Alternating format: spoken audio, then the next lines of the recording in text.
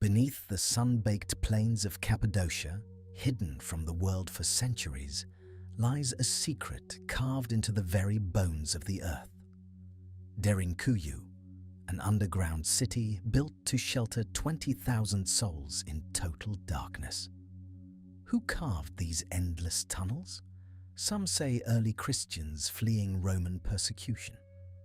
Others whisper of far older builders, perhaps connected to ancient Egypt, to lost civilizations whose names have been swallowed by time. Tonight, we descend into the cool, quiet depths of history's most mysterious refuge. We'll explore the winding passages, the hidden chambers, and the enduring questions that have puzzled archaeologists for generations. Let the soft weight of centuries settle over you as we journey together into the darkness below. To understand what lies beneath the earth at Derinkuyu, we must first come to know the land itself, this ancient region called Cappadocia, a place where the very stones seem to have been shaped by forces beyond ordinary comprehension.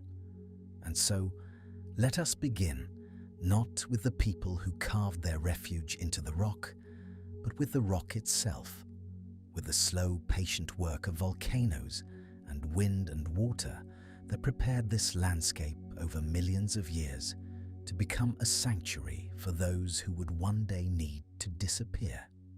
In the heart of what is now central Turkey, rising from the Anatolian plateau, stand two ancient volcanic peaks that have not erupted in living memory, but whose presence still dominates the horizon and the imagination of all who see them.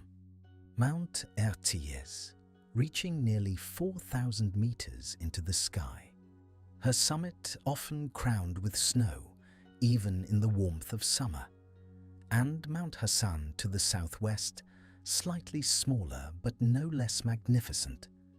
These two sentinels have watched over this land since before there were human eyes to gaze upon them, and it was their ancient fury, their eruptions across millions of years, that gave this region its extraordinary character. Picture, if you will, a time so distant that no creature we would recognize walked the earth. A time when these mountains were young and restless, and the land trembled with their power. From their peaks and from fissures in the earth around them, vast clouds of volcanic ash billowed into the sky, blocking out the sun and settling across the landscape in layers that accumulated over epochs, compressing under their own weight into a particular kind of rock called tuff. This volcanic tuff would become the secret gift of the mountains to all the generations who would later seek shelter here. For tuff possesses a quality almost magical in its usefulness to human hands. When first exposed to air, freshly cut tuff is soft, yielding to simple tools made of harder stone or metal, almost like carving through firm cheese or dense clay. And a worker with patience could shape rooms and passages and stairways with tools no more sophisticated than those available to the earliest farmers. But here is the wonder of it.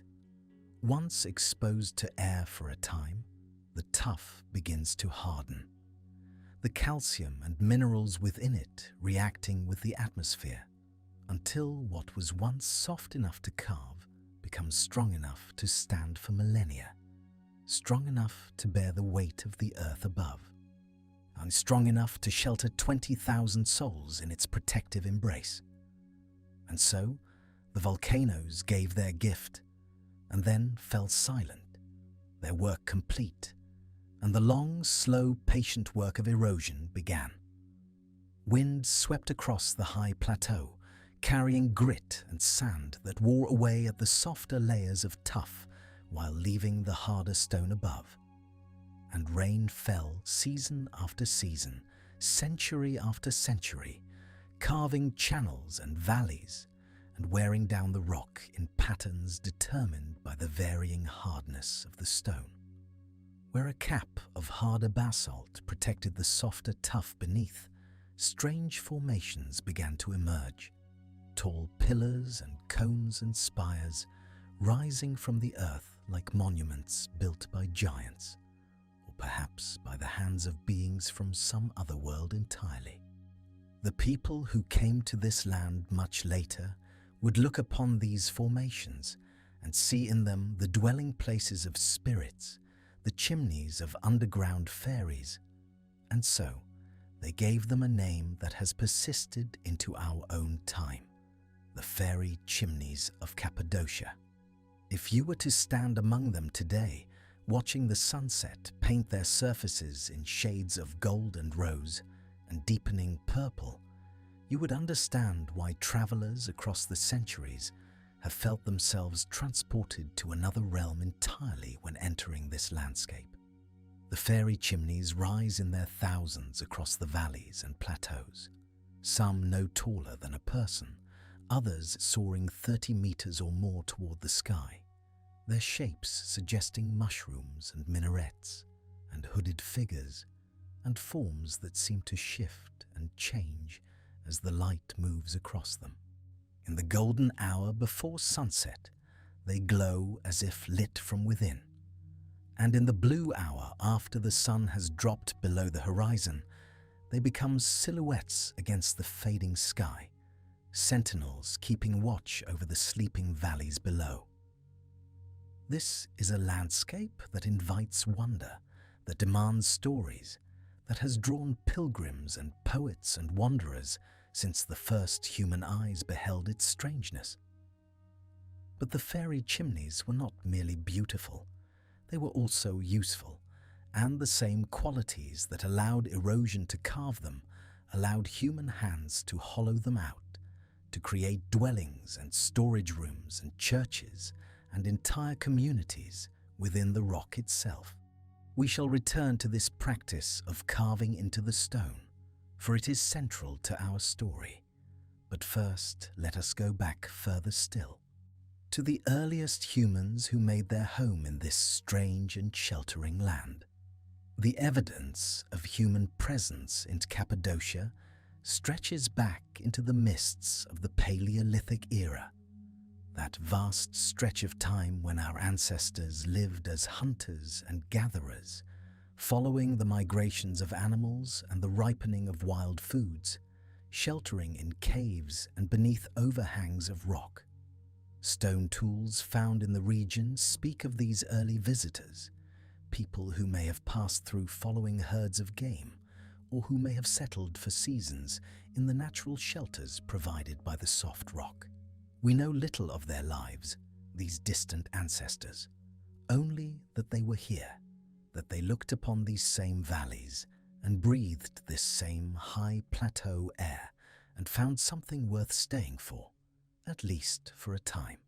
But it is in the Neolithic period, that revolutionary era when humans first began to settle in permanent villages and cultivate crops and domesticate animals, that we find the first great flowering of civilization in this part of the world. Not in Cappadocia itself, but nearby, close enough to illuminate the sophistication of the peoples who inhabited this region, lies one of the most remarkable archaeological sites on Earth. Çatalhöyük. Founded around 7500 BCE, Çatalhöyük was a city before we thought cities could exist. A densely packed settlement of mud brick houses, built so close together that there were no streets at all. Residents entering their homes through holes in the roofs and traveling across the settlement by walking from rooftop to rooftop. At its peak, perhaps 10,000 people lived there, making it one of the largest settlements on Earth at that time. And they left behind evidence of complex religious practices, of stunning wall paintings, of a society far more sophisticated than the simple farming villages we might imagine from that era. Çatalhöyük reminds us that the Anatolian plateau was home to some of humanity's earliest experiments in settled life, in building permanent structures, in creating communities that could endure across generations. The people who would later carve the underground cities of Cappadocia were heirs to this long tradition, inheritors of thousands of years of accumulated knowledge about how to work stone and organize communities and survive in a landscape that could be both generous and harsh. As the millennia passed, cultures rose and fell across Anatolia, each leaving traces in the archaeological record, each contributing something to the great human project of making a home in this world. Among the earliest peoples we can identify with any confidence in the Cappadocia region are the Hatti, a pre-Indo-European civilization whose language and customs remain only partially understood, glimpsed through references in the records of later peoples who conquered and absorbed them. The Hatti were here before the great empires, living in settlements scattered across central Anatolia, worshipping gods whose names have come down to us even as the details of their worship have been lost. They were master craftspeople, skilled in metalwork and pottery, and some scholars believe they were already beginning to carve into the soft volcanic rock, already discovering the shelter that the earth could provide. Then came the Hittites, and with them we enter the realm of recorded history, of empires and treaties, and the clash of great powers across the ancient world. The Hittite Empire, flourishing from roughly 1600 to 1178 BCE, was one of the great Bronze Age civilizations, rivaling Egypt in power and sophistication, creating a legal code that influenced later societies, developing ironworking techniques that would transform warfare and agriculture alike. Their capital at Hattusa, north of Cappadocia, contained massive stone temples and royal archives written in cuneiform on clay tablets, and their influence extended across the Anatolian peninsula and beyond. The Hittites were empire builders, yes, but they were also survivors, and in their records we find references to underground storage facilities, to tunnels and refuges. Hints that perhaps even at this early date, the practice of retreating beneath the earth in times of danger was already established. Some scholars believe the Hittites began the construction of what would eventually become the great underground cities, though others argue that the earliest levels were carved even earlier by the Hatti or by peoples whose names have been lost entirely to time. What we know with certainty is that the Hittite Empire fell, as all empires do, collapsing around 1178 BCE in the Great Bronze Age catastrophe that brought down civilizations across the eastern Mediterranean, a period of chaos and migration when the old certainties crumbled and new peoples moved across the land. In the aftermath of the Hittite collapse, Cappadocia entered a period of fragmentation, small kingdoms and tribal territories existing in the shadow of the great empires that rose and fell around them. Then came the Persians under Cyrus the Great in the 6th century BCE, absorbing Cappadocia into the largest empire the world had yet seen, an empire stretching from the Aegean Sea to the borders of India. The Persian rulers were often content to let local populations maintain their customs and practices so long as tribute was paid and loyalty maintained, and Cappadocia became a satrapy, a province of the Persian realm, governed by appointed officials who answered to the great king in distant Persepolis. The royal road of Persia passed through this region, carrying messengers and merchants and armies across the vast distances of the empire. And Cappadocia found itself connected to a world far larger than its own valleys and plateaus. Then came Alexander, the young Macedonian king, whose armies swept across the Persian Empire like a fire across dry grass, conquering with a speed that still astonishes historians. In 333 BCE, Alexander passed through Cappadocia, his eyes fixed on greater prizes to the east, and after his death, his generals carved his empire into pieces, Cappadocia, falling eventually under the control of the Seleucid dynasty and then breaking away under local rulers who styled themselves kings of an independent Cappadocian kingdom.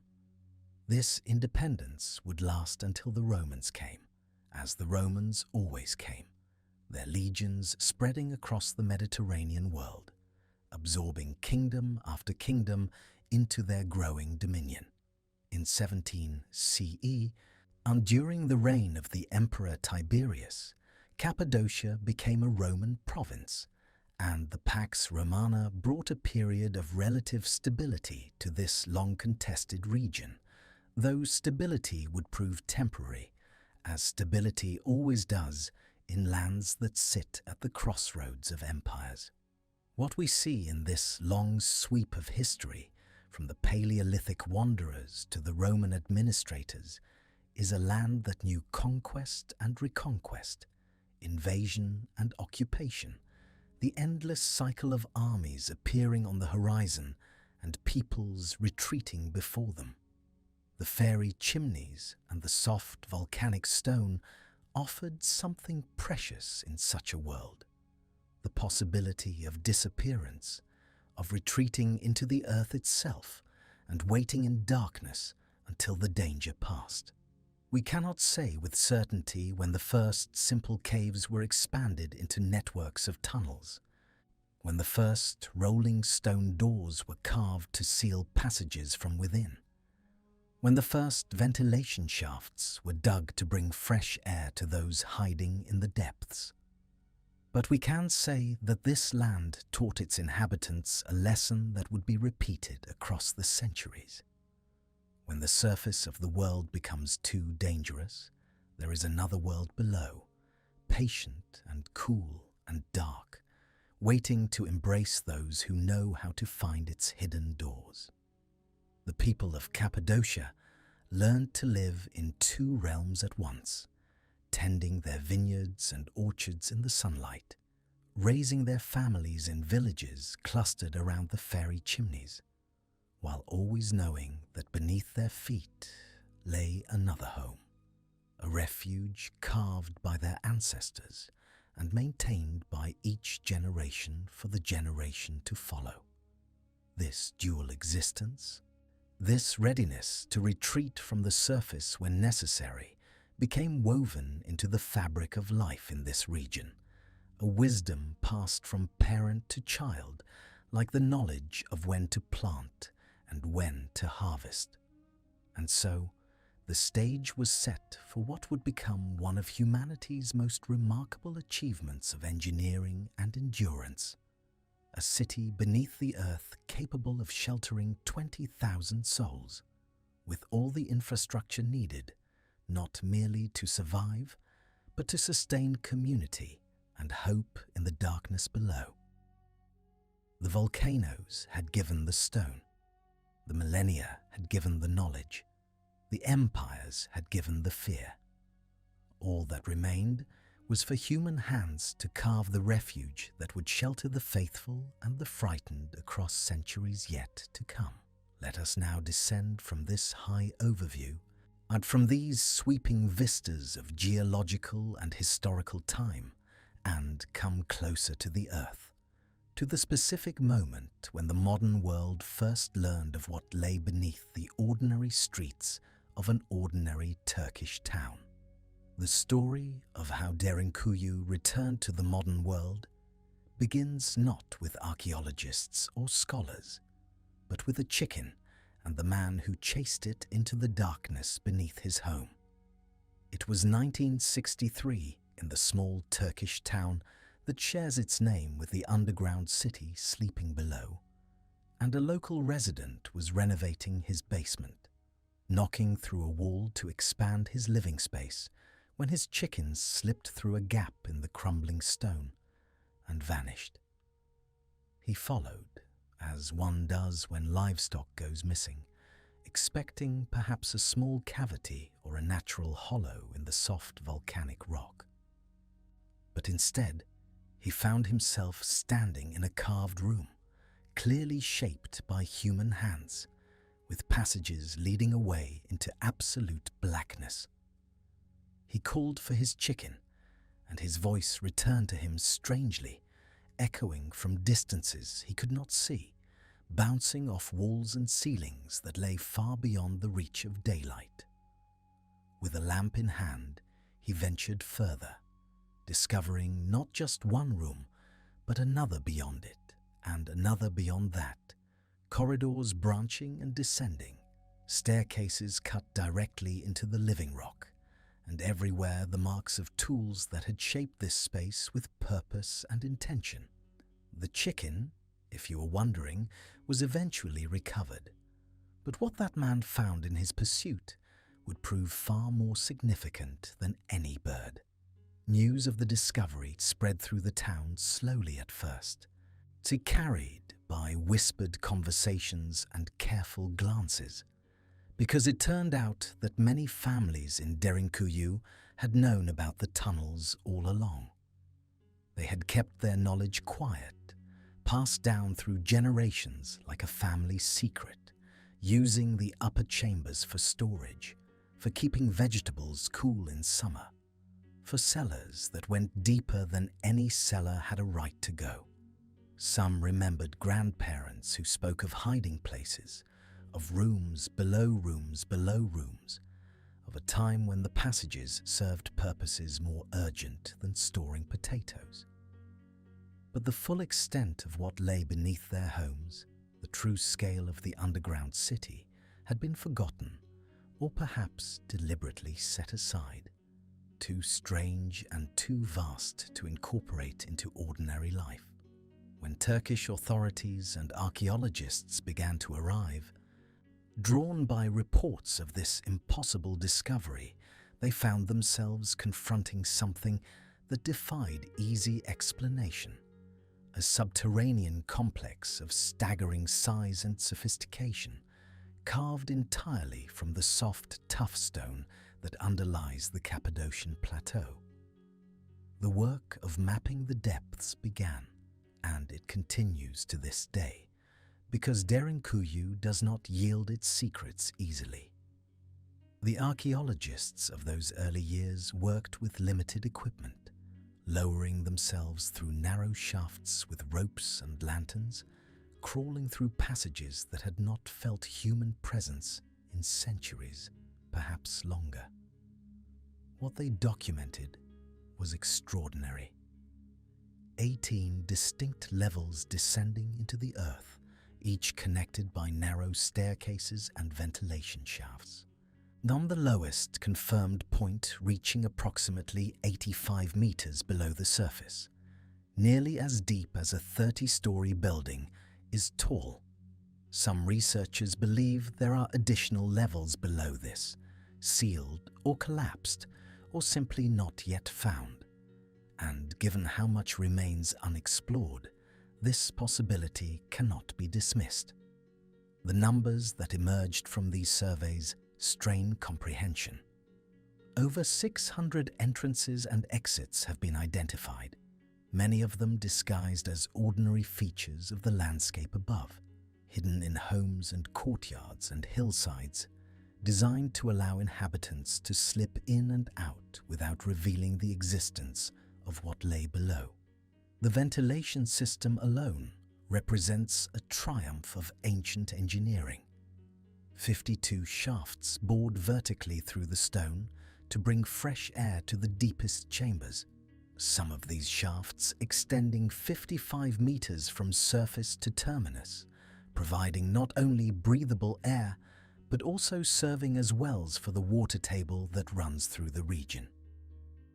And Derinkuyu, vast as it is, does not stand alone. Tunnels extend outward from the city in several directions, and at least one of these passages runs for approximately 8 kilometers to connect with another underground city called Kaymakli. creating a network of refuge that could shelter tens of thousands of people across multiple sites. The full extent of this network remains unknown. Archaeologists estimate that only about 10% of Derinkuyu has been fully explored and documented, which means that 90% of this underground world still holds its silence, waiting in the darkness for those patient enough to seek it out. Now, perhaps there are chambers no modern eye has seen, passages that lead to other cities not yet discovered, levels below the lowest confirmed point where the builders carved even deeper into the earth. The stone keeps its own counsel, and the work of revelation proceeds one careful excavation at a time. Let us now descend together, you and I, into the passages that have been opened to visitors, and let us feel what it might have been like to enter this place not as tourists, but as refugees, as families seeking shelter from dangers above. We approach the modern entrance, which is remarkably unassuming, a doorway that could belong to any ordinary building, set into a hillside in the town of Derinkuyu, where people go about their daily lives just meters above chambers that once held thousands.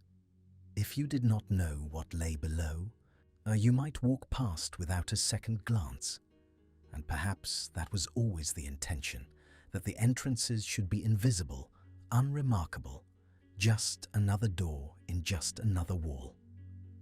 We step inside, and immediately the temperature begins to drop. The fierce Anatolian sun that beats down on Cappadocia in summer has no power here. The air grows cooler with each step we take downward, a gentle, constant coolness that does not vary with the seasons, maintained by the thermal mass of the stone itself, which remembers neither summer's heat nor winter's cold, but holds steady at a temperature pleasant for human habitation. There is a smell here that you will find nowhere else on earth, the scent of ancient stone and still air, of dust that has settled over centuries, of the faint mineral tang of volcanic tuff. It is not unpleasant, this smell, but it is distinctive, and those who have visited Derinkuyu say they never forget it, that years later the memory can return unbidden, the particular fragrance of time made manifest in stone. We descend narrow staircases carved directly into the rock, and we must go single file because the passages were designed this way deliberately, wide enough for one person, no more, so that any invader who found an entrance would have to proceed one at a time into the darkness where defenders waited. The steps are worn smooth by countless feet over countless years, polished by the passage of those who sought safety here. And as we place our own feet in those ancient grooves, we become part of a continuity that stretches back beyond memory. The walls press close, and then suddenly they fall away. And we find ourselves in a chamber large enough to hold dozens of people, carved with niches and alcoves, before the passage narrows again and leads us deeper still. This rhythm of constriction and expansion repeats throughout the complex, tight corridors giving way to open rooms, giving way to tight corridors again, and the effect is almost musical, an architectural breathing that moves us through the space. The sound here is strange, unlike anything on the surface world. Our footsteps echo, but not in the way we expect. Sounds travel along the passages in unpredictable ways, carried by the curving stone, so that a whisper in one chamber might be heard clearly in another chamber far away, while a shout might seem to be swallowed entirely by the rock. Those who designed this place understood acoustics in ways we can only guess at, creating spaces where sound could be controlled, where alarm could be raised across great distances, where silence could be maintained when silence was needed. We pause in our descent, and we listen to the quiet. And the quiet is profound, not empty, but full. The accumulated silence of millennia pressing gently against our ears. There is no wind here, no birdsong, no distant traffic, none of the sounds that form the constant background of life on the surface. There is only the stone and the air and the soft sound of our own breathing. If we turn off our lights, the darkness is absolute, a darkness so complete that your eyes will never adjust to it, no matter how long you wait. Because there is no light at all, not the faintest glimmer, nothing for your eyes to find. And this is the darkness in which 20,000 people lived and prayed and waited for the danger to pass. The darkness that sheltered them when the surface world became too dangerous to inhabit. We continue downward, and we pass through chambers that served different purposes. Storage rooms with carved recesses for clay vessels, stables where livestock were kept on the upper levels, living quarters with stone benches carved into the walls, kitchens with blackened ceilings where cooking fires once burned, their smoke drawn upward through carefully positioned ventilation shafts. We pass through spaces that were clearly meeting rooms, large enough to gather a community, and spaces that were obviously chapels, their walls bearing the faint traces of crosses and religious symbols. The deeper we go, the more profound the sense of entering another world becomes, a world where the rules of the surface do not apply, where day and night lose their meaning, where time itself seems to slow and thicken in the cool, still air. We stand now in one of the deeper chambers, perhaps the 7th or 8th level, and we try to imagine what it would have been like to live here for days or weeks or months, to raise children here, to grow old here, to conduct all the business of human life in this carved stone sanctuary far from the sun. The rock surrounds us on all sides, above and below, and rather than feeling trapped, we feel embraced, held, protected. The earth itself has opened to shelter us, and we understand, perhaps for the first time, why people return to this place again and again across the centuries.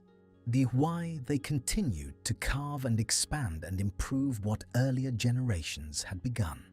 This was not merely a hiding place. This was a second home, a shadow city, a world below the world where life could continue even when the world above had become impossible.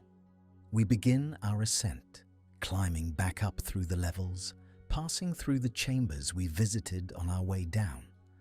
And the journey upward feels different from the journey down, as if we are returning from somewhere very far away, as if significant time has passed, though our watches show only an hour or two.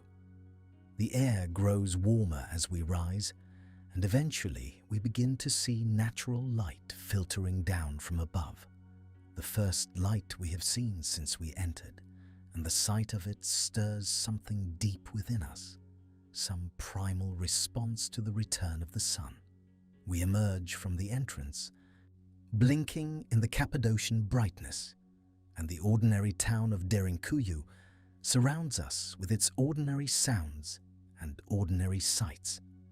Cars passing, and children playing, and shopkeepers going about their business, all of them moving through their daily lives directly above the vast silent city that sleeps below their feet. The contrast is striking. The bustling surface world and the still depths beneath it. Two realities occupying the same space, separated only by meters of stone.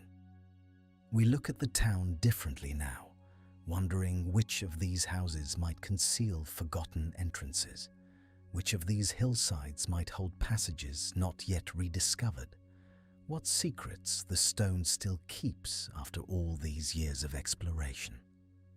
And we understand that Derinkuyu is not merely a historical site, not merely an archaeological curiosity, but a living mystery, a place where the past remains present, where the darkness holds its breath and waits for those willing to descend into its embrace.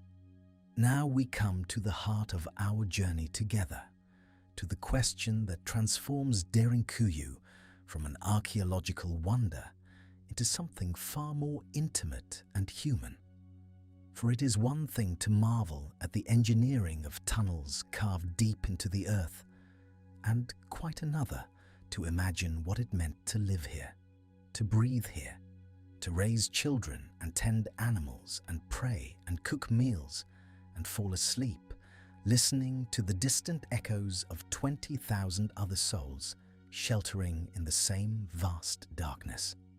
Let us begin with the air itself, for this is the first miracle of Derinkuyu, the invisible engineering that made everything else possible. 52 ventilation shafts pierce the stone from surface to depths, some of them descending 55 meters straight down through the rock.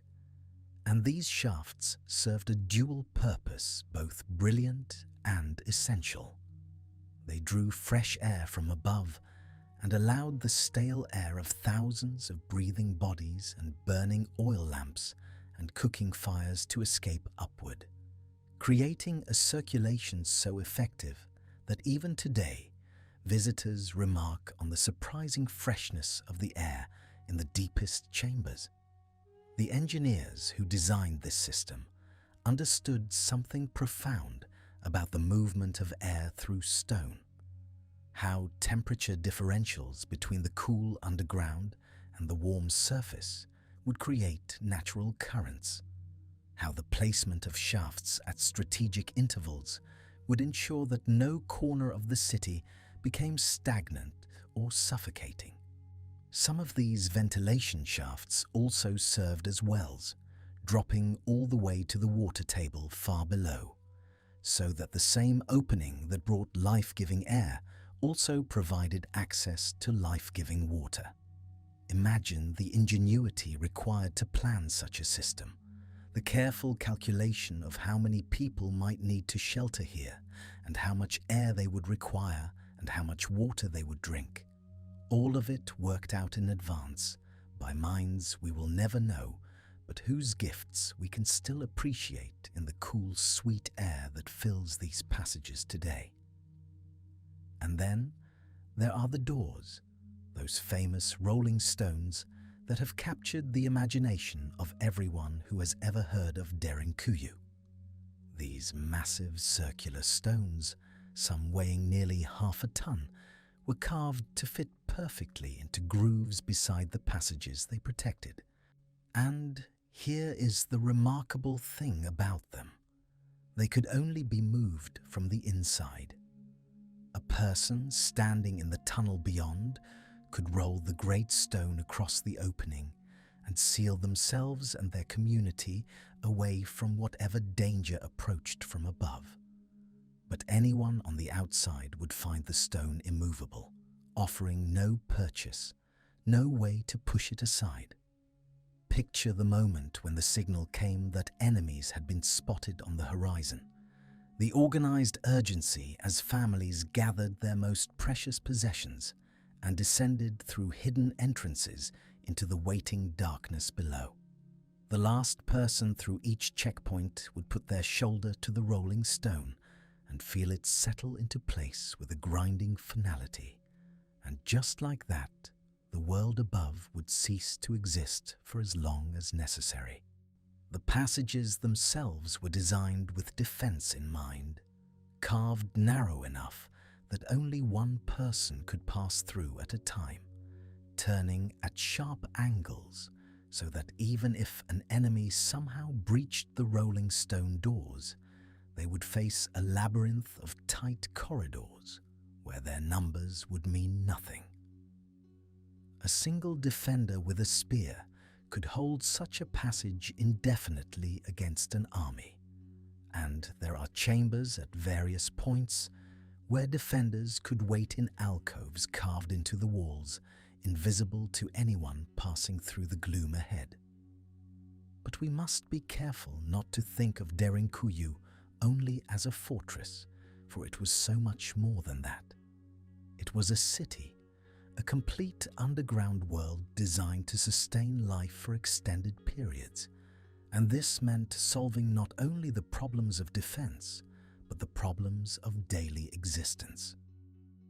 The temperature underground remains constant throughout the year, cool in summer and warm in winter relative to the extremes above. And the ancient inhabitants understood that this made certain rooms perfect for storing food. Wine and oil and grain would keep far longer in these stable conditions than in any storehouse above ground, and archaeologists have found storage rooms with clay vessels still bearing the residue of what they once held. The faint traces of wine that was pressed from grapes grown in sunshine and then carried down into darkness to wait until it was needed. Some of these storage chambers are enormous, capable of holding enough food to feed thousands of people for months at a time. And the planning required to stock such reserves speaks to a society that understood their situation clearly and prepared for it methodically. They knew that danger could arrive with little warning, and that they might need to vanish completely from the surface world for longer than anyone would wish. So they created the infrastructure to make such disappearances survivable. Now let us walk together through the living quarters, those small chambers carved into the rock where families would make their temporary homes during times of refuge. The rooms are modest by any standard, simple rectangular spaces with low ceilings and smooth walls, sometimes with small niches carved into the stone that served as shelves for oil lamps or personal possessions. We can picture the sleeping mats laid out on the floor. Now the small bundles of clothing and treasured items that families brought with them when they descended. The way parents would arrange their children close beside them in the darkness and tell them stories to help them sleep. The ceiling of each room still shows the marks of the tools that carved it. The patient chip of metal against stone that opened up these spaces, one handful of rock at a time.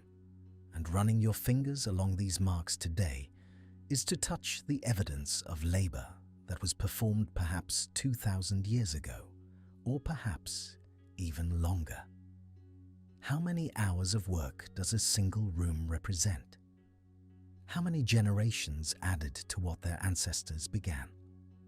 The communal kitchens were placed strategically throughout the complex, ventilated carefully so that cooking smoke would rise through designated shafts rather than filling the living areas with haze. Here the community would gather to prepare meals together, the work of cooking becoming a social activity that helped maintain the bonds of normal life even in abnormal circumstances.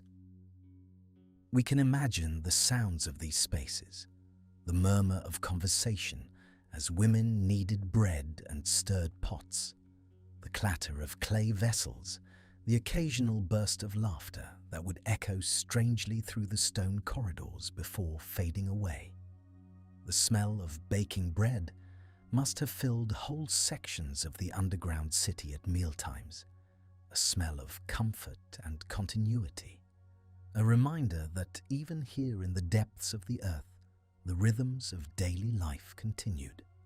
Children would have been underfoot everywhere, because children always are, and we can picture them running through the passages, playing games of chase and hiding in the endless nooks and alcoves that the complex provided, their shouts and giggles bouncing off the carved walls in that distinctive way that sound behaves underground.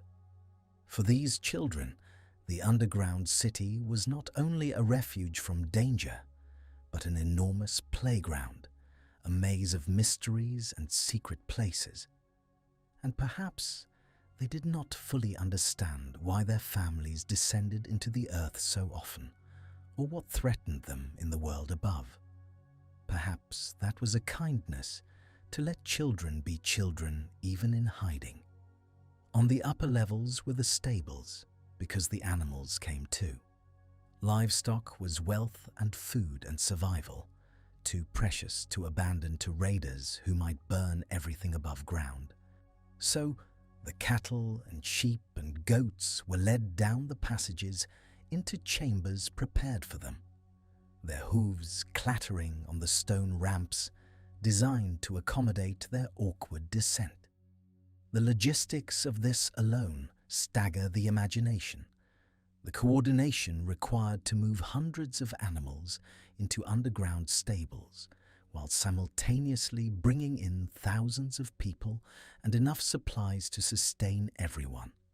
The stables had their own ventilation, of course, because the smell and the waste produced by so many animals would have been overwhelming otherwise, and there were systems for managing that waste.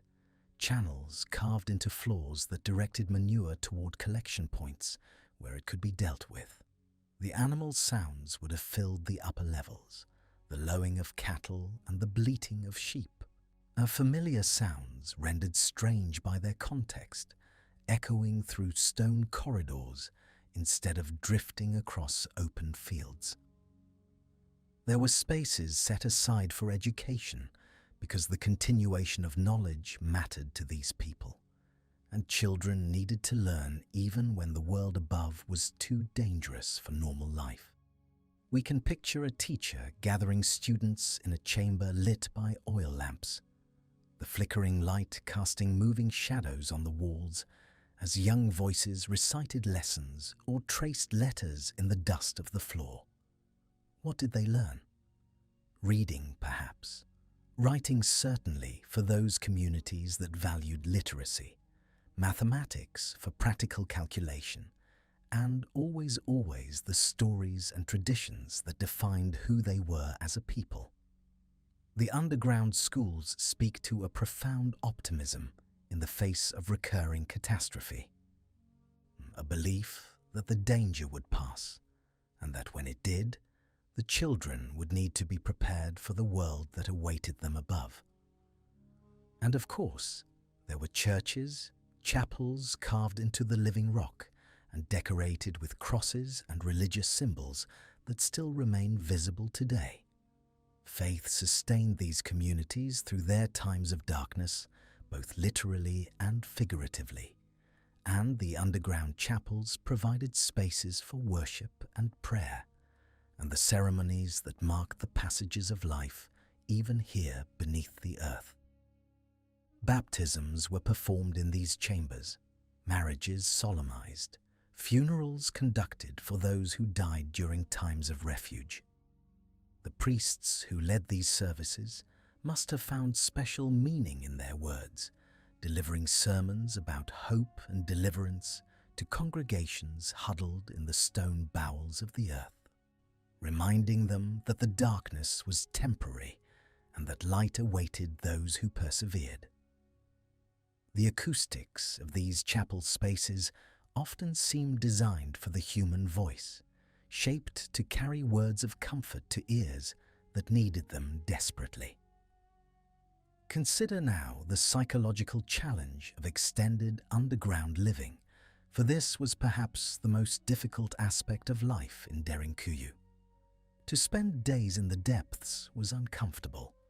To spend weeks was exhausting. To spend months, as some communities surely did during the worst periods of threat, tested the limits of human endurance and sanity. The darkness was unrelenting, broken only by the precious oil lamps that had to be rationed because the supply of fuel was finite. The silence was strange, not truly silent, but filled with unfamiliar sounds.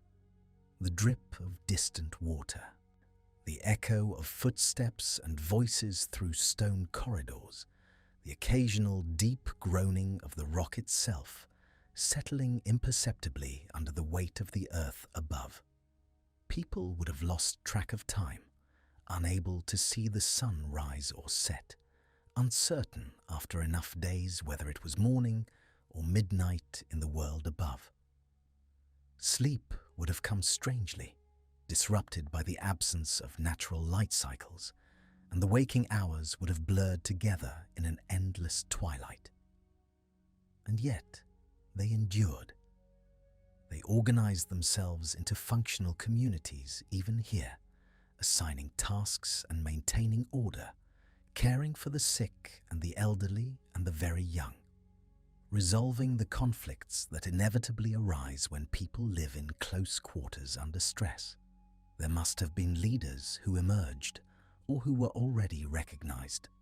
People who could coordinate the distribution of food and water and fuel, who could settle disputes and maintain morale and make difficult decisions about how long to stay and when to risk returning to the surface.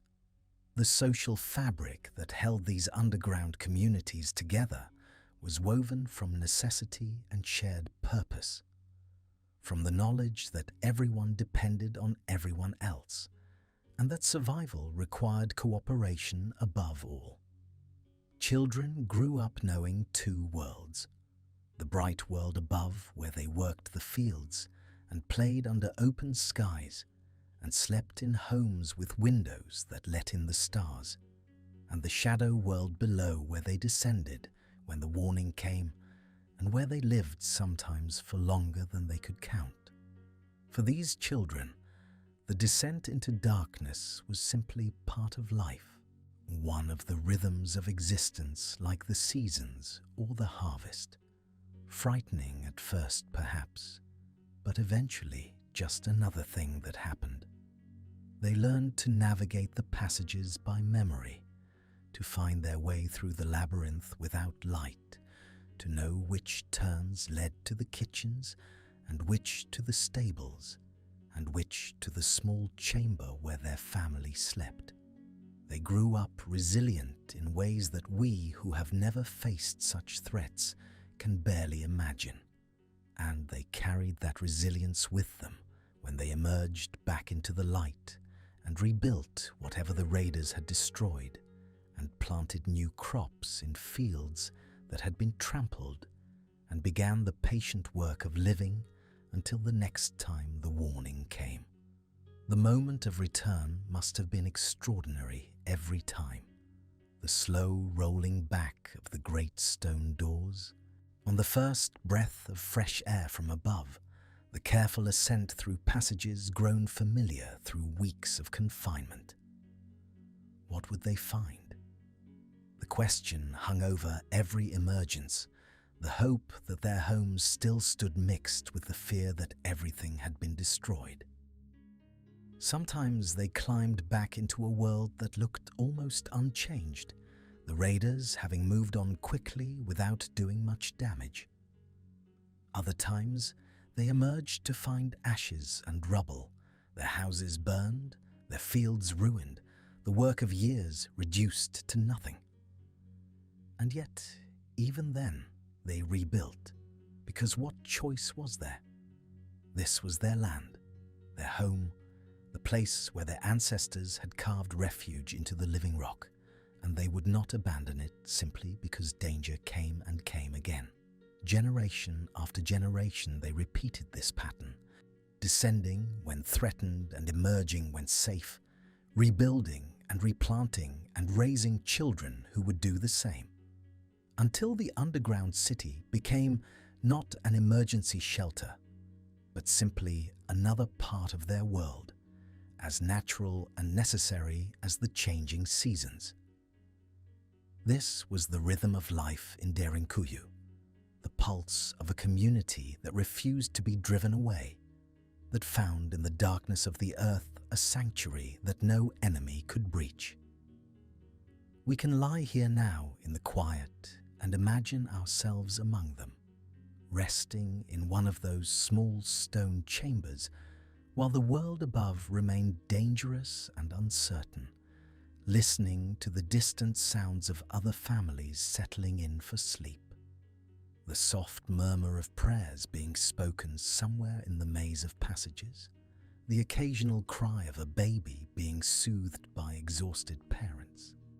The stone around us holds the memory of all who sheltered here, the thousands upon thousands who descended into this same darkness across hundreds of years, who breathed this same cool air and touched these same carved walls, and felt the same mixture of fear and gratitude that we might feel if we were ever in their place. They are gone now, all of them, their names forgotten, their individual stories lost to time. But the city they left behind still speaks of who they were and what they endured, and how they found ways to continue living, even when the world above gave them every reason to despair. In the silence of Derinkuyu, we can still hear them if we listen carefully. The whisper of all those vanished lives preserved in stone, waiting for someone to descend into the darkness and remember. And now we come to perhaps the most captivating question of all, the one that has drawn scholars and dreamers alike to these underground passages for decades.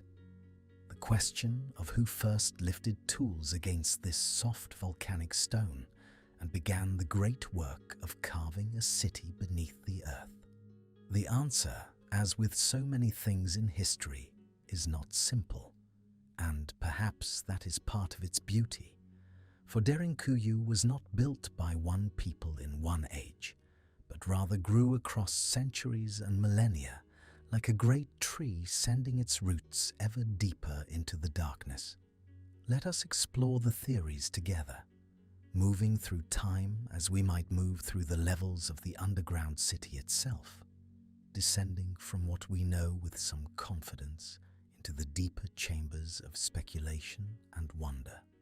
The first theory, and one that carries considerable weight among historians, points to the Phrygians, an Indo-European people who swept into Anatolia around 1200 years before the Common Era, arriving in the chaos and upheaval that followed the mysterious collapse of the Bronze Age civilizations. The Phrygians were not a people content to live simply upon the surface of the earth, and wherever they settled, they left behind evidence of their remarkable skill in working stone. They carved tombs and temples and monuments directly into cliffsides and mountainsides, transforming living rock into spaces of worship and remembrance, with a sophistication that still awes those who visit their ancient sites today. Perhaps the most famous of these works is the Midas Monument, not a tomb of the legendary king whose touch turned all to gold, but rather a stunning facade carved into a cliff face near the ancient Phrygian capital of Gordion. Its geometric patterns and architectural precision speaking across nearly 3,000 years of human history. The Phrygians understood stone. They understood how to read its grain and work with its natural properties. And they possessed both the tools and the organizational capacity to undertake massive engineering projects that required the coordinated labor of many hands over many years. When scholars examine the earliest construction estimates for the upper levels of Derinkuyu, the timeline aligns intriguingly well with the period of Phrygian dominance in central Anatolia, roughly from the 9th through the 7th centuries before the Common Era, a time when this region would have been firmly within the Phrygian cultural sphere. The carving techniques visible in some of the older passages share characteristics with known Phrygian rock-cut architecture. The same attention to creating smooth walls and regular chambers that we see in their surface monuments translated here into the realm beneath the earth. And there is a certain logic to imagining the Phrygians as the original builders. for they were a people who faced threats from multiple directions, caught between the expanding Assyrian Empire to the east and the chaos of the post-Bronze Age world that swirled around them. A people who might well have seen the wisdom in creating places of refuge where entire communities could disappear from the eyes of their enemies. Yet even as we consider this theory, we must acknowledge its limitations, for the archaeological evidence, while suggestive, is not conclusive, and the deepest levels of Derinkuyu have not yielded the kind of definitively Phrygian artifacts that would settle the question beyond doubt. No inscriptions in the Phrygian language have been found carved into these walls, no pottery or metalwork that archaeologists can point to with certainty as Phrygian manufacture.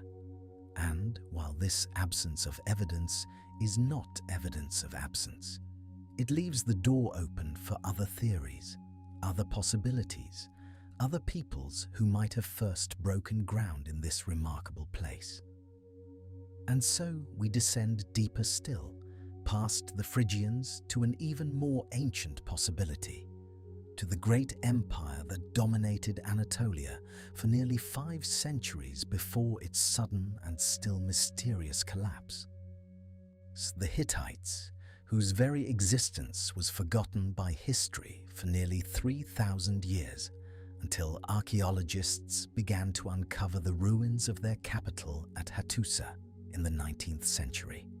The Hittite Empire was one of the great powers of the ancient Bronze Age world, rivaling Egypt itself in military might and diplomatic sophistication, controlling vast territories from their heartland in central Anatolia, and reaching at times to the shores of the Mediterranean and the banks of the Euphrates. At their peak, between roughly 1600 and 1200 years before the Common Era, the Hittites ruled over the very land where Derinkuyu now lies hidden, and they left behind a wealth of written records in cuneiform script that have allowed modern scholars to reconstruct much of their history, their religion, their laws, and their daily lives. Among these records are references that have caught the attention of those who study the underground cities, mentions of underground storage facilities and places of refuge, hints that the Hittites understood the value of creating secure spaces beneath the surface where food could be preserved and people could shelter from danger. The Hittites were also remarkable engineers, builders of massive stone fortifications and complex water systems, and they possessed the technical knowledge that would have been necessary to begin the great excavation of an underground city. Some scholars have pointed to possible linguistic connections between Hittite words and the name Derinkuyu itself, though these connections remain speculative and contested, tantalizing possibilities rather than proven facts. What lends particular weight to the Hittite hypothesis is the timing of the Bronze Age collapse, that catastrophic century between roughly 1200 and 1100, before the Common Era, when civilization after civilization around the eastern Mediterranean fell into ruin for reasons that historians still debate. The Hittite Empire was among the casualties of this mysterious catastrophe, its capital burned and abandoned, its territories fragmenting into smaller successor states, its people facing invasion and upheaval from every direction. In such a time of existential threat, when the very foundations of their world were crumbling, is it not possible, even likely, that the Hittites or their successors would have begun the work of creating secure refuges where communities could survive the chaos unfolding around them? The soft tuff of Cappadocia would have been known to them through centuries of living in this land, and the decision to dig deep into the earth for safety would have been a natural response to the dangers of the surface world. Yet, Here too, we must temper our speculation with honesty about what we do not know. For just as with the Phrygian theory, the archaeological evidence for Hittite construction at Derinkuyu remains circumstantial rather than conclusive. No Hittite cuneiform inscriptions have been found in the underground passages, no royal seals or official documents that would definitively tie the construction to the Hittite state. And some scholars argue that the Hittites, while certainly capable of such engineering, were more likely to have inherited and expanded earlier constructions rather than beginning them from nothing. The truth, if we are honest with ourselves, is that we may never know with certainty who first picked up tools and began to carve these passages. For the builders, whoever they were, left no signed testimony to their work, only the work itself, the smooth walls and regular chambers speaking silently across the ages. But perhaps this uncertainty is itself a kind of gift, an invitation to wonder, a reminder that history is not a closed book, but an ongoing conversation between the present and the past, between what we can prove and what we can only imagine. And now let us turn to the people about whom we know the most, the ones who left the clearest marks upon these underground spaces. The early Christians who came to Cappadocia in the first centuries of the Common Era and found in these chambers a sanctuary for their faith during the long centuries of persecution that followed. The Christian story in Cappadocia begins early as Christianity itself. For tradition holds that the Apostle Peter addressed his first epistle in part to the faithful of Cappadocia. And the Apostle Paul passed through this region on his missionary journeys, planting seeds of faith that would grow into one of the most vibrant Christian communities in the ancient world. By the 2nd and 3rd centuries, Cappadocia had become a significant center of Christian thought and practice, producing theologians and teachers who would shape the faith for generations to come. Even as the community faced periodic waves of persecution from Roman authorities who viewed this new religion with suspicion and hostility. It is not difficult to imagine why the underground spaces of Derinkuyu and the other subterranean cities of the region would have appealed to these early Christians, for here was a place where they could gather in safety, where they could worship without fear of discovery, where they could preserve their sacred texts and continue their communal life even when the surface world had become too dangerous. The evidence of Christian presence throughout Derinkuyu is unmistakable and moving. Carved crosses and Christian symbols appearing on walls throughout the complex. Chapels and churches hollowed out of the rock complete with altars and baptismal fonts. These spaces that speak across the centuries of a faith that refused to be extinguished no matter how many times it was driven underground. By the 4th century, when Constantine legalized Christianity and the great persecutions came to an end, Cappadocia had emerged as one of the most important centers of Christian learning in the world, producing the 3 great theologians known as the Cappadocian Fathers. Basil the Great, who established rules for monastic life that still guide Eastern Orthodox monasticism today. Gregory of Nazianzus, whose sermons and poetry helped define Christian theology for centuries to come.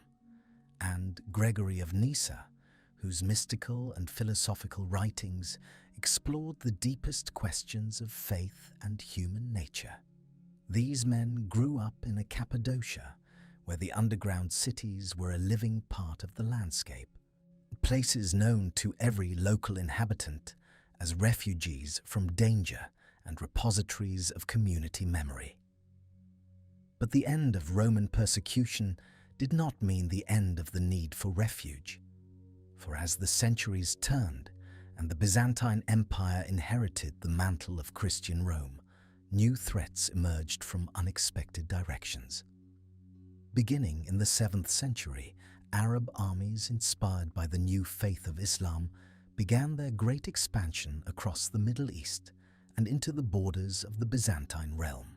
And Cappadocia, sitting near the frontier between these two great civilizations, became a frequent target of raiding parties seeking plunder and conquest.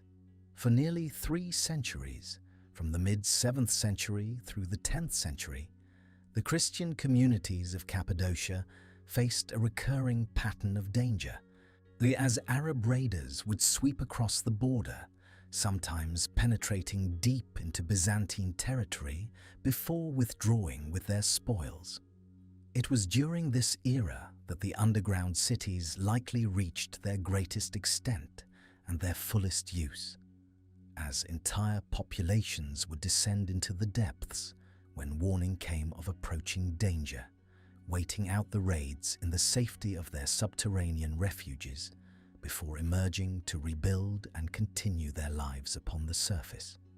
The elaborate defensive features of Derinkuyu, the rolling stone doors and the narrow passages and the false tunnels designed to confuse invaders, likely date from this period of intensive use. Refinements added by generations of inhabitants who had learned through hard experience exactly what was needed to survive.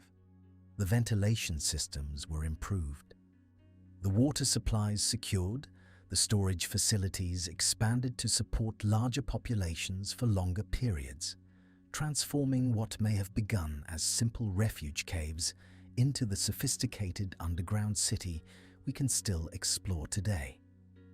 And this brings us to what is perhaps the most important insight of all, the understanding that has emerged from decades of careful archaeological and historical study. The recognition that Derinkuyu was not the creation of any single people or any single era, but rather a collaborative work across millennia, each civilization adding its layer to what came before, each generation of inhabitants improving and expanding what they had inherited from their ancestors. The Hittites may have first recognized the potential of this soft volcanic stone and begun the earliest excavations, creating simple storage chambers and emergency shelters in the uncertain years before and after the Bronze Age collapse. The Phrygians, arriving in the wake of the Hittites' fall, may have expanded these early works, applying their sophisticated rock-cutting techniques to create more extensive and better organized spaces.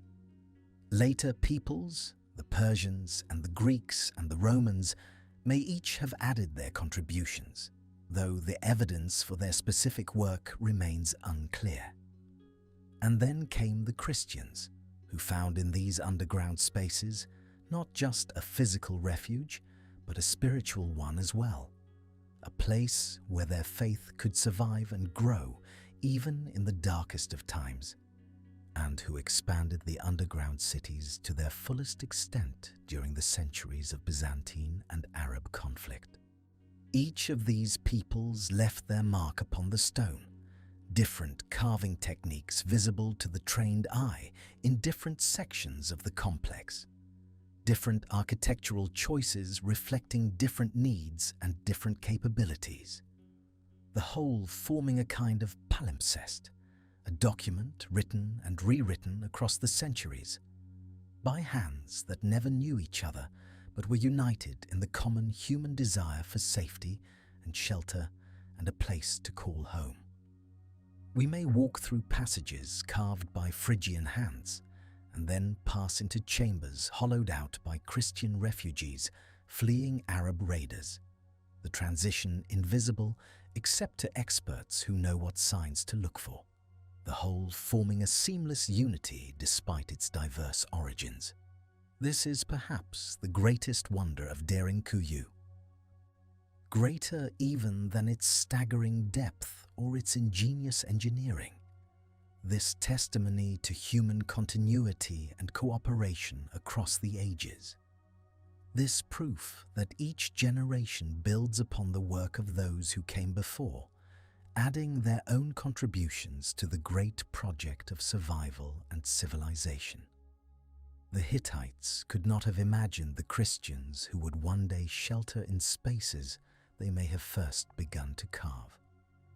And the Christians could not have known that their underground refuges would one day become a wonder of the world, drawing visitors from every nation.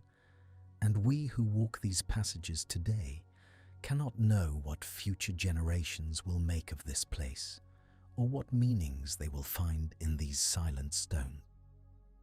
But perhaps that is as it should be. For the message of Derinkuyu is ultimately a message about the continuity of human experience across time, about our shared need for shelter and safety and community, about the way that each generation inherits the work of the past and adds to it before passing it on to the future. The scholars will continue their careful work, sifting evidence and debating theories, slowly adding to our knowledge of who built these underground cities and when and why. And perhaps someday, new discoveries will settle the questions that remain open today. But even if we never know with certainty who first lifted tools against this stone, we know something far more important. We know that they were people like us, facing dangers like ours, seeking safety for themselves and their families and their communities, and finding in the darkness beneath the earth a refuge that would endure for millennia after they themselves had returned to dust. As we prepare to explore the more speculative theories about Derinkuyu's origins, the whispers of Egyptian connections and lost civilizations that draw many curious minds to this place, let us carry with us this understanding of the layered nature of history, this appreciation for the many hands and many centuries that contributed to the wonder we have been exploring together, this humility before the vastness of human time and the limits of what we can ever truly know about the deep past. There is something in the human spirit that longs to connect great mysteries across time and space, and to draw invisible threads between the wonders of the ancient world and weave them into a single tapestry of forgotten knowledge.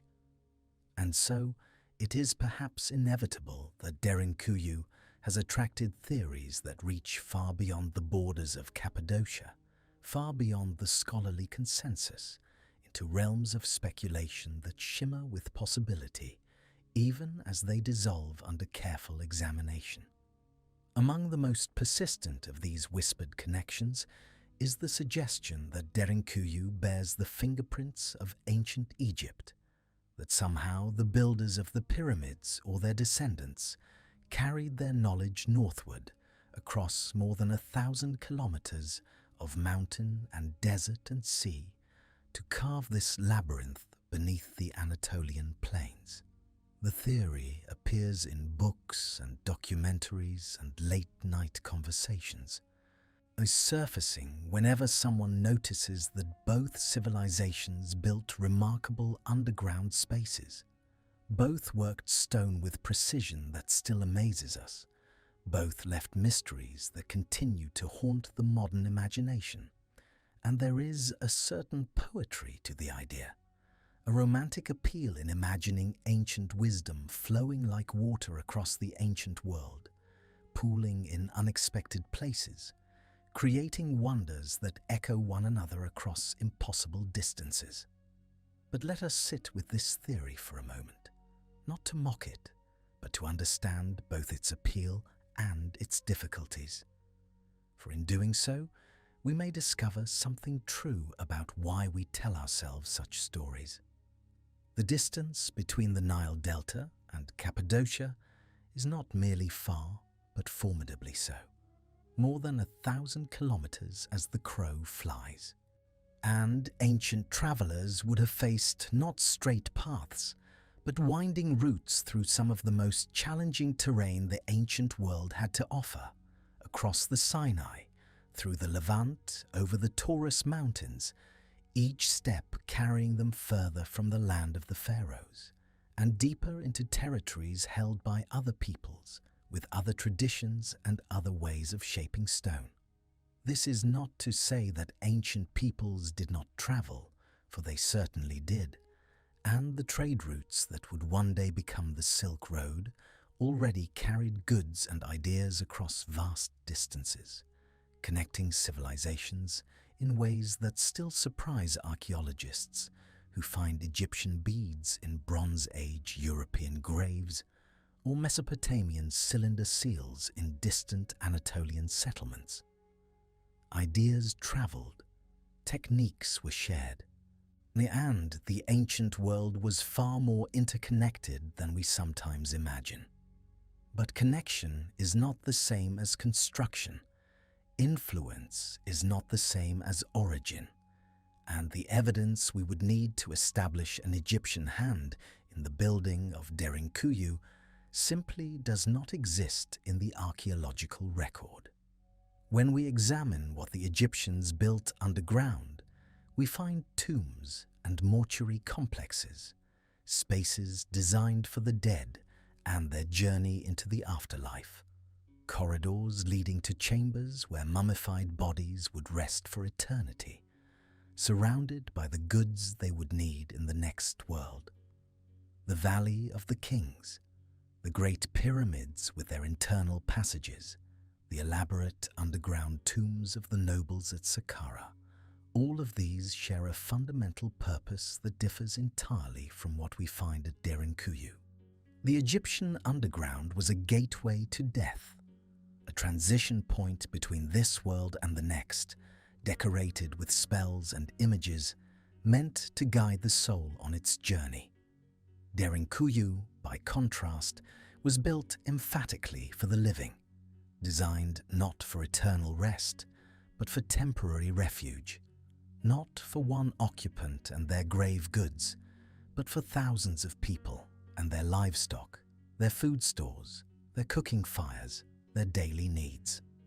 The architectural logic flows from entirely different premises. Egyptian underground spaces tend toward grandeur and permanence, sealed chambers meant to remain inviolate for eternity. Cappadocian underground spaces tend toward practicality and flexibility, with multiple entrances and exits, defensive features designed to be operated by the living, and ventilation systems meant to sustain breath and life and activity for extended periods. The very stone differs. For the Egyptians worked primarily with limestone and granite, hard stones that required copper and bronze tools wielded with immense patience, while the builders of Derinkuyu worked with volcanic tuff, a material so soft when first exposed that it could be carved with simple iron tools and even with harder stones, and yet which hardened upon exposure to air, a property that the local builders understood and exploited with remarkable sophistication, but which has no parallel in Egyptian construction traditions. Scholars who have spent their careers studying both regions find no credible evidence of Egyptian construction techniques, Egyptian tools, Egyptian artistic motifs, or Egyptian inscriptions anywhere in the Cappadocian underground cities. The theory persists, not because of what has been found, but because of what people wish to find. And there is something beautiful in that wishing, even as we acknowledge that beauty alone does not make a thing true. Perhaps even more alluring than the Egyptian connection are the theories that reach further back still, past recorded history entirely, into the mists of a supposed lost civilization that predates our understanding of human development. You may have encountered these ideas in popular books or documentaries, the suggestion that Derinkuyu was built before the great flood spoken of in so many ancient traditions, that it was the work of Atlanteans or some other advanced prehistoric people whose knowledge was lost when catastrophe swept away their world. These theories tap into a deep human longing, the sense that our ancestors knew things we have forgotten, that there was once a golden age of wisdom that slipped through our fingers, that the monuments which still stand are merely the shadows of greater wonders that have crumbled to dust or sunk beneath the waves.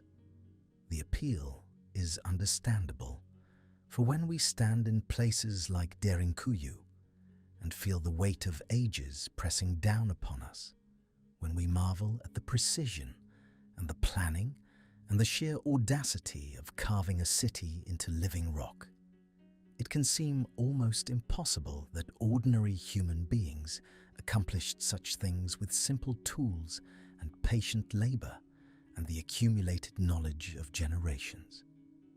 Surely, we think, there must have been something more, some secret wisdom, some advanced technology, some guiding hand from a civilization greater than any we know. And yet, the archaeological record tells a different and in many ways more wondrous story, for it shows us not the intervention of mysterious advanced ancestors, but the slow, patient accumulation of human skill over thousands of years, each generation learning from the one before, refining techniques, expanding what was possible, turning the soft stone of Cappadocia into an ever more elaborate refuge.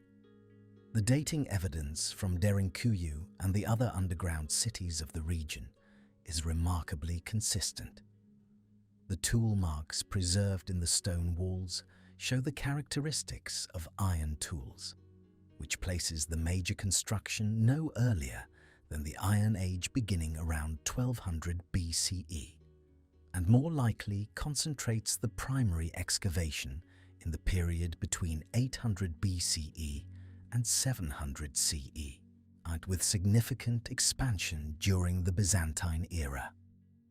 Pottery fragments recovered from the deepest levels show styles consistent with Phrygian and later Greek and Byzantine manufacture. The stratigraphy, which is the careful study of the layers of soil and debris that accumulate over time, reveals a sequence of occupation and expansion that matches the known historical record of the region, with no anomalous layers suggesting vastly older construction. Carbon dating of organic materials found within the complex, while limited by the nature of underground preservation, consistently returns dates within the expected historical range. There is simply no physical evidence for construction that predates the Bronze Age, let alone construction by some impossibly ancient lost civilization. This does not make Derinkuyu less remarkable. Indeed, it makes the achievement more remarkable, for it means that ordinary human beings, people not so different from you and me, accomplished this extraordinary feat through nothing more than determination, ingenuity, community cooperation, and the slow accumulation of knowledge across generations. The mystery does not require supernatural origins to be extraordinary. The truth is wonder enough. And yet, even with all that archaeology can tell us, even with the careful work of scholars piecing together evidence from tool marks and pottery shards and architectural comparisons, there remains so much we do not know and may never know about Derinkuyu and its sister cities scattered beneath the Cappadocian landscape.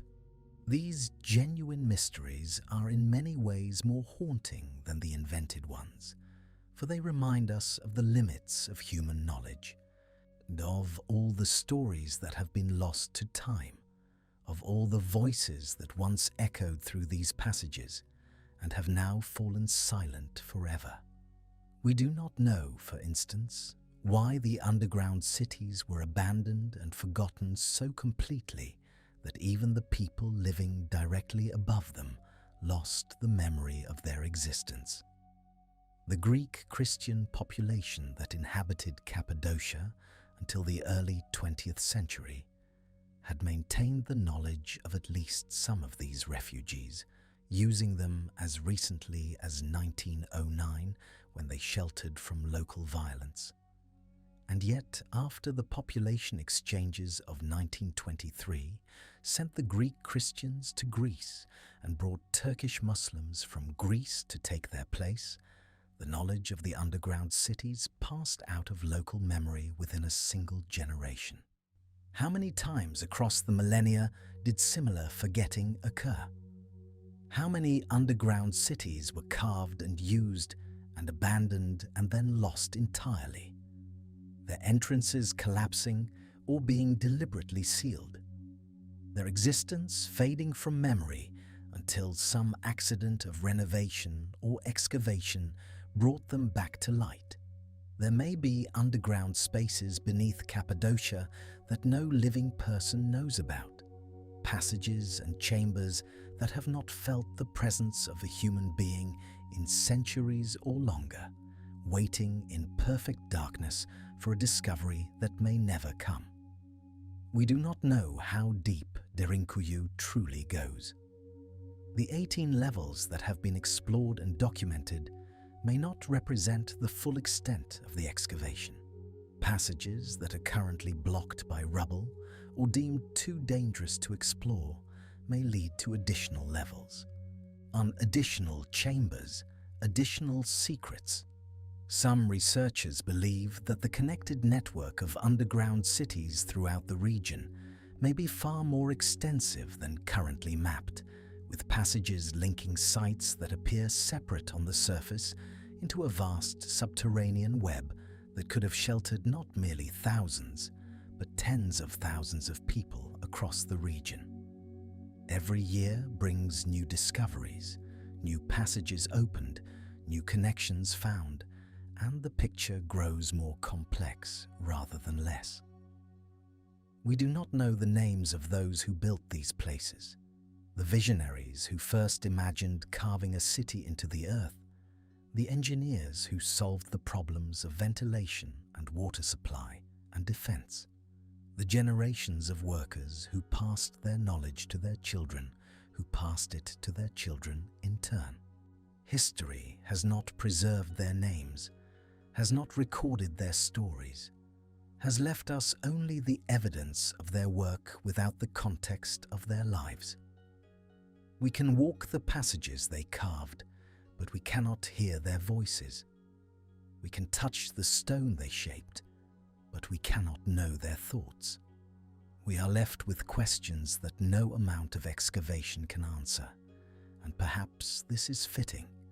Perhaps this is what makes places like Derinkuyu so powerful and so haunting, for they remind us that the past is not a puzzle to be solved, but an ocean to be wondered at, vast and deep and full of currents we will never fully trace.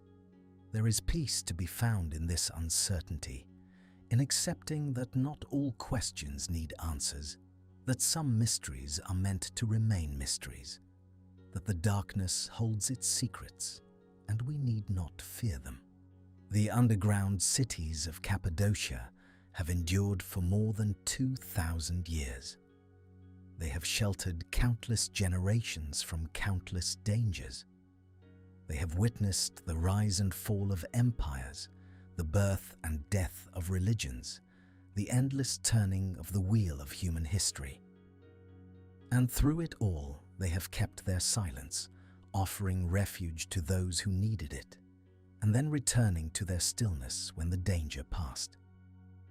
They do not need our theories about Egypt or Atlantis to be significant. They do not need supernatural origins to be extraordinary.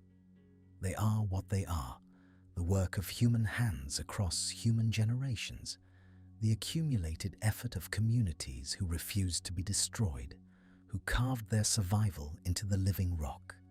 who left behind these spaces that still stand as testament to what ordinary people can accomplish when their need is great and their determination is greater. The questions that remain are real questions, honest questions, questions that honor both the evidence we have and the evidence we lack.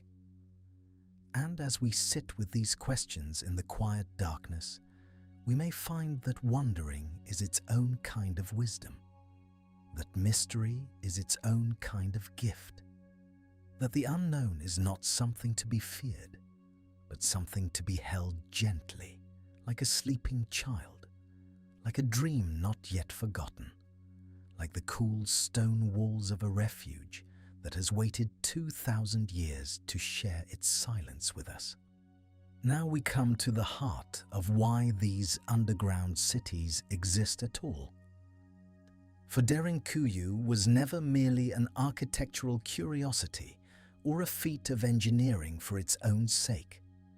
It was built and expanded across the centuries because human beings needed a place to disappear, a sanctuary where the vulnerable could shelter when the world above became too dangerous to inhabit. And so, let us walk together through the long centuries of persecution that carved these passages ever deeper into the Cappadocian stone, beginning in the earliest days of the Christian faith, when small communities of believers first recognized what this soft volcanic rock could offer them. In the 1st and 2nd centuries of the Common Era, to follow the teachings of Christ was to place oneself in considerable danger, for the Roman Empire viewed these new religious communities with deep suspicion, their refusal to honor the traditional gods seen as a threat to the social order.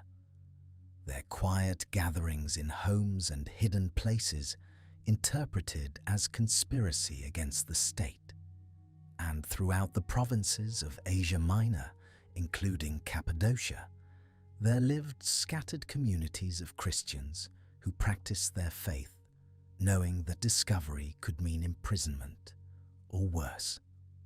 The book of Acts tells us that the Apostle Peter addressed his first letter to the believers scattered throughout Pontus, Galatia, Cappadocia, Asia, and Bithynia, which tells us that Christian communities had taken root in this region within decades of Christ himself. And these early believers must have looked upon the soft, tough stone of their homeland and recognized its gift. For here was rock that could be carved with simple tools, that grew harder with exposure to air, that maintained a constant cool temperature year-round, and that could hide an entrance so completely that a Roman soldier might walk directly over a secret passage without ever suspecting what lay beneath his feet.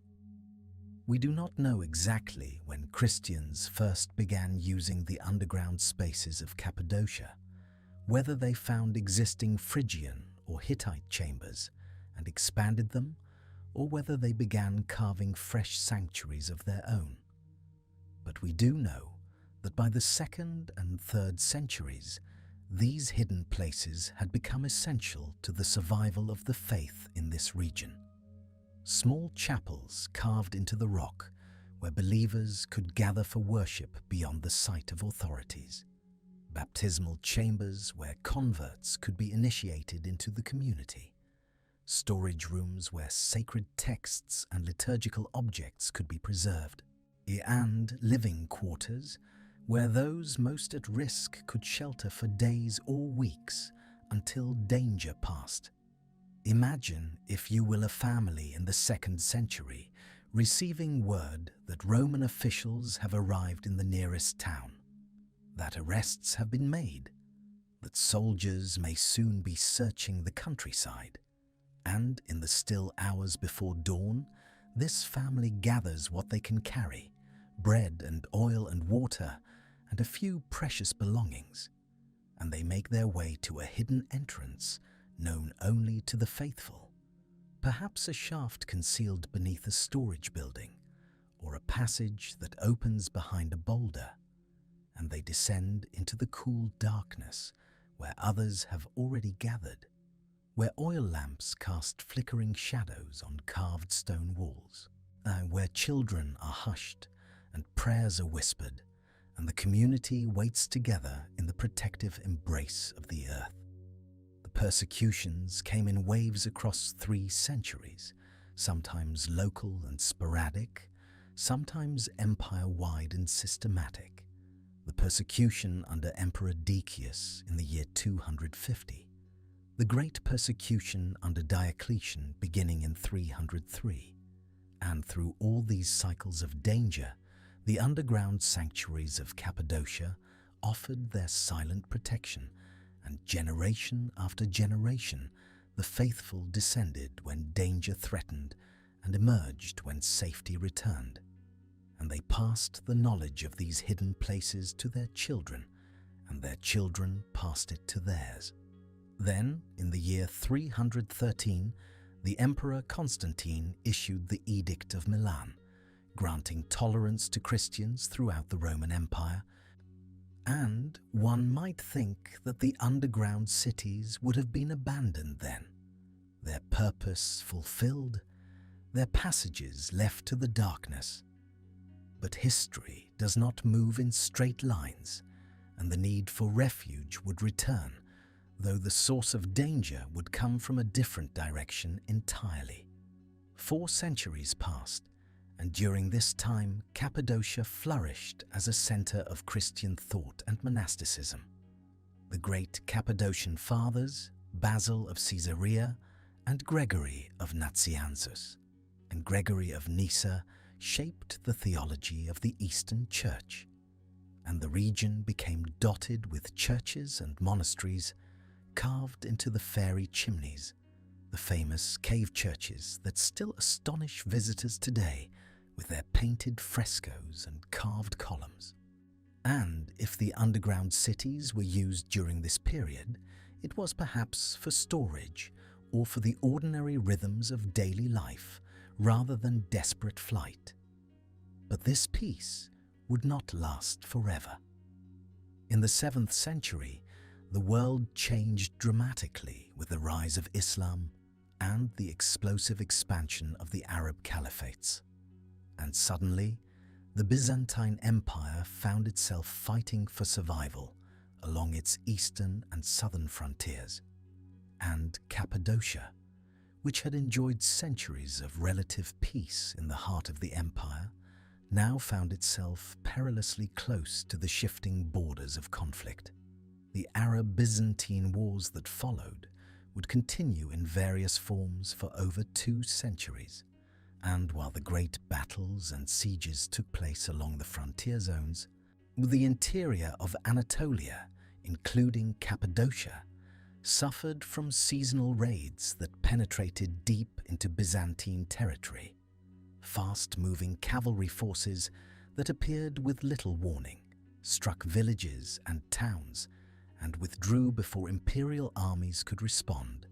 And for the people of the Cappadocian plains, these raids represented an existential threat that came and went with terrifying unpredictability. It is during this period that the underground cities of Cappadocia reached their fullest development and their most intensive use. For now, the need was not to hide small communities of religious dissidents, but to shelter entire populations, thousands upon thousands of men and women and children, along with their livestock and their supplies. And the engineering challenges of such mass refuge drove the expansion of sites like Derinkuyu to their ultimate form. 18 levels deep, ventilation systems capable of providing fresh air to 20,000 people, wells sunk through hundreds of feet of rock, food storage facilities that could sustain a population for months, and the massive rolling stone doors that could seal passage after passage against any who might try to follow. Picture, if you can, the scene when warning came that raiders had been spotted approaching across the plains. the urgent spreading of the alarm from village to village, the gathering of families with their most precious possessions, the driving of livestock toward the hidden entrances, sheep and goats and cattle being led down carved ramps into underground stables, the grandparents being helped down the worn stairs by their grandchildren, mothers carrying infants, fathers carrying sacks of grain, and behind them the rolling stones being put into place one after another, sealing the passages, closing off the world above until the danger passed. Life underground during these sieges must have been challenging in ways we can scarcely imagine.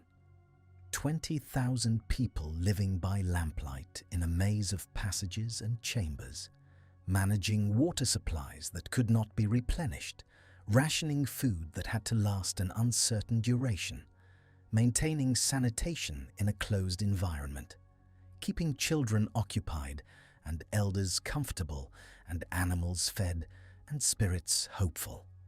And yet they endured, week after week sometimes, month after month, in the most extended sieges. And because the alternative was unthinkable, and because the earth held them safe in its cool stone arms. And then the raids would end for the season, or the raiders would move on to other targets, and word would come that it was safe to emerge. And we can imagine the profound relief of those first breaths of fresh air, the sunlight almost painful after weeks in lamplight, the return to villages that might be damaged but were still home, the assessment of what had been lost and what had been preserved, and always the knowledge that the underground city waited below, that it would be there when danger came again, as it surely would. The centuries turned and new threats emerged and passed. The Mongol invasions of the 13th and 14th centuries bringing fresh waves of destruction across Anatolia. Though by this time the political landscape had shifted and the nature of the dangers had changed, and with the rise of the Ottoman Empire and the gradual stabilization of Anatolia under Turkish rule, the need for mass underground refuge slowly diminished, and the great underground cities began a long, slow transition from essential sanctuary to historical memory, used perhaps occasionally by local populations during times of local unrest, but no longer the desperate necessity they had been during the Byzantine era. Yet the underground cities had one more chapter of refuge to offer, for in the early 20th century, during the final convulsions of the Ottoman Empire and the wars that followed, the Greek Christian communities who had lived in Cappadocia for centuries faced persecution once again. And there are accounts of these communities using the underground cities one final time, sheltering in the ancient passages that their ancestors had carved, until the population exchanges of 1923 between Greece and Turkey removed most of the Greek-speaking Christians from Anatolia entirely, scattering them to a country most had never seen, and taking with them the living memory of where the hidden entrances lay and how to navigate the underground maze. And so silence descended upon Derinkuyu, the entrances gradually covered over or forgotten, the passages left to darkness, the vast underground city resting beneath the ordinary life of the Turkish town that grew above it, waiting through the decades until a man chasing a chicken would break through a basement wall and rediscover what had been hidden. And the stones that had sheltered so many through so many centuries of danger would finally share their stories with the wider world, a testament to human resilience, to the lengths people will go to protect their families and their communities, and to the extraordinary truth that sometimes safety lies not in walls that rise toward the sky, but in passages that descend into the sheltering earth. And so we begin our ascent now, climbing the worn stone steps that countless feet have travelled before us. Each stair smoothed by the passage of generations who sought safety in the depths and emerged again into the light. And as we rise through the narrowing passages, we can feel the air growing warmer, carrying with it the first hints of the world above. The scent of dry grass and sun-baked earth replacing the cool mineral breath of the underground chambers. And slowly the darkness begins to soften as daylight reaches down to meet us, pale at first and then golden, until we step at last from the final passageway into the bright afternoon of the modern town of Derinkuyu, an ordinary place of whitewashed houses and quiet streets where people go about their daily lives above the most extraordinary secret. And standing here in the warmth, we can look out across the Cappadocian landscape to see the fairy chimneys catching the light, those ancient stone sentinels that have watched over this land for millennia. And we carry with us now the weight of all we have witnessed in the depths below, the ventilation shafts that brought breath to 20,000 souls, the rolling stone doors that sealed away danger, the small chambers where families huddled together, telling stories to pass the long hours, the chapels where prayers rose like incense through solid rock.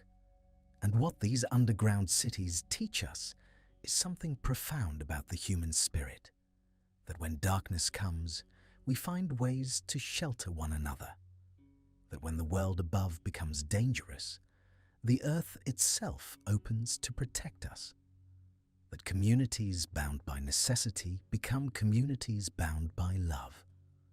And though we have explored so much together, there remain mysteries still, sealed passages that no modern explorer has entered, deeper levels that some believe exist beyond our current maps, questions about the very first hands that carved into this soft volcanic stone. And these mysteries will draw scholars and dreamers for generations yet to come, each one descending as we did into the cool, quiet depths to search for answers and finding perhaps more questions. And this is as it should be, for some secrets are meant to unfold slowly across the centuries, gifts given from one age to the next. And now, as the sun begins its own descent toward the horizon, painting the landscape in shades of amber and rose, you might allow your own thoughts to settle like dust in an ancient chamber, letting the wonder of Derinkuyu become a quiet presence in your mind. For tonight, as you drift toward sleep, you are not so different from those who sought refuge in the earth. You too are seeking rest from the noise of the world above. You too are descending into a gentle darkness where you will be safe and held.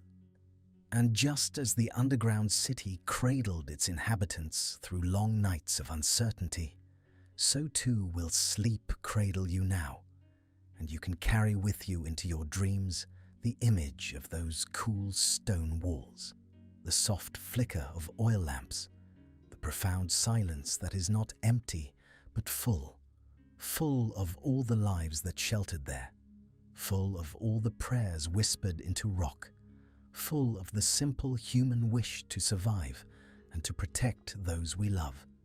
And the earth keeps these memories safe as it will keep you safe tonight.